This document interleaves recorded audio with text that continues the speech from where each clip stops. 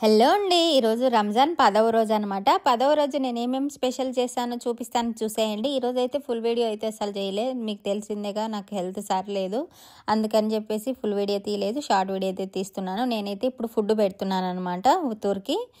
ఇవన్నీ జ్యూస్లు అనమాట. ఒకటి వచ్చేసి ఆరెంజ్, ఒకటి వచ్చేసి లెమన్, ఒకటి వచ్చేసి ఆప్రికాట్, ఇంకొకటి వచ్చేసి విమ్టో, ఇంకొకటి వచ్చేసి దీని పేరు ఏమంటారంటే సబ్జా గింజల్లాగా ఉంటాయి, తుకుమ్ షర్బత్ అంటారు, అవి అనమాట.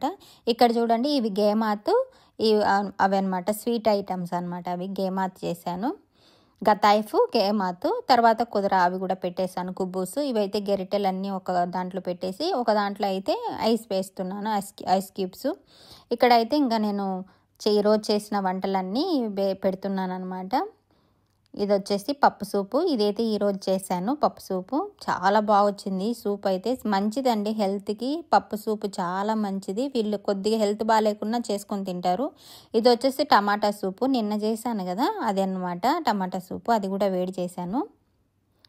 ఇవైతే ఇలా బాక్సులకి 2 బాక్సులకి పెట్టేశాను. ఇక్కడైతే ఇది వచ్చేసి కుబ్బత్ సూప్ అనమాట, ఇది కూడా నిన్నటిదే, ఈరోజు అయితే నేను చేయలేదు. నిన్నటి సూపే ఉండింది, మేడం వేడి చేసి పెట్టమన్నారు, అదైతే ఇలా అయితే పెట్టేశాను. మూత పెట్టేసుకొని ఇలా అయితే పెట్టుకుంటున్నాను. చాలా బాగా వచ్చాయండి, అన్ని రెసిపీస్ అయితే చాలా బాగా వచ్చాయి. ఇక్కడైతే ఇది మటన్ కర్రీ అనమాట, ఉల్లగడ్డలు శనగపప్పు వేసి చేశాను.